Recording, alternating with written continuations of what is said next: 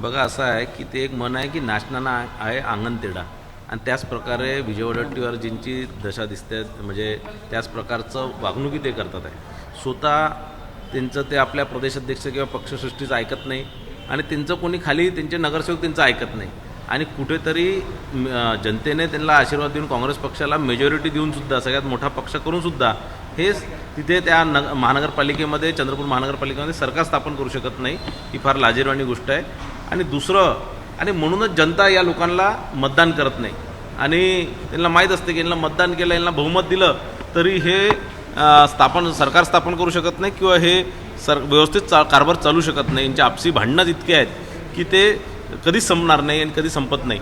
तर म्हणून मला असं वाटतं की आणि म्हणून जनता यांना मतदान करत नाही आणि मग हे निवडणूक हारल्यानंतर हे EVMवर किंवा बाकी सगळ्या गोष्टींवर दोष देतात. भाऊ हे त्यांचे जे भांडणं आहेत त्याचा आरोप कुठेतरी आता भाजपवर लावत आहे कुठेतरी असा त्यांचा डाव आहे की हे सगळं भाजपमुळे होत आहे आणि भाजपला तिथं सत्ता स्थापन करायचं. विजय वडेट्टीवारजी म्हणा किंवा काँग्रेसचे कोणतेही नेते म्हणा यांच्या घरी माशी शिंकली तरी ते भाजपवरच त्याचा दोष देतात.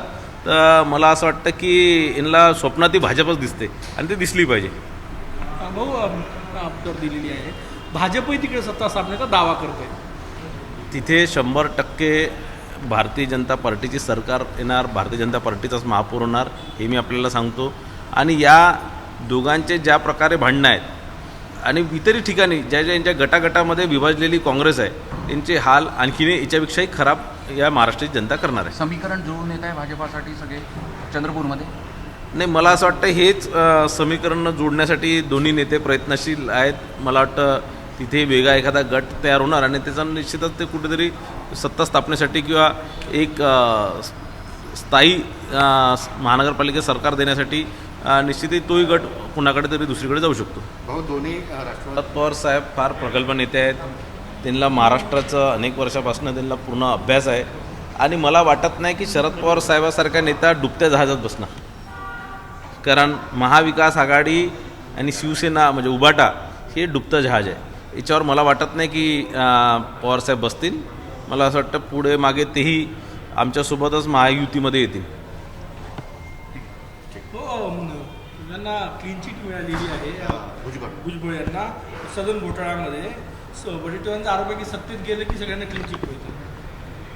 नाही त्या ह्याच्यात ती क्लीन चिट काही भारतीय जनता पार्टीने दिलेली नाही आहे किंवा राज्य सरकारने दिलेली नाही. ती हायकोर्टाने दिलेली आहे क्लीन चिट.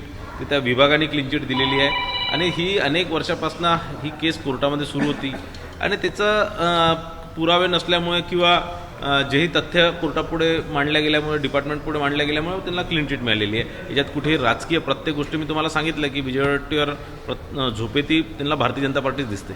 भाऊ शरद पवार NDA सोबत येतील असं तुम्ही म्हटलेलं आहे यात काय तर काही कशी कारण की वरून दोन राष्ट्रवादी एकत्र येण्याची चर्चा आहे. सुप्रियाताईंना केंद्रात मंत्रिपदाची चर्चा आहे. सगळं जुळून आलं कारण की गेल्या काही दिवसात सुप्रियाताई केंद्र सरकारवर पाहिजे तशा शब्दात टीका करताना दिसत नाही. मला असं वाटतं की अजितदादांनी बाकी लोकांचं हे मन परिवर्तन केलं असणार. पण आता या सगळ्या ज्या गोष्टी ऐकतल्या म्हणजे सगळ्या चर्चेतल्याच आहे याच्यात आता काही मला असं वाटत नाही की त्यात काही असं खूप काही स्ट्रॉंग किंवा असं काही तथ्य त्यात आहे. पण मला असं वाटतं पुढे जसं जसं वेळ जाणार तसं निश्चितच काही ना काही बदल निश्चित घडतील. ओके ठीक आहे थँक्यू.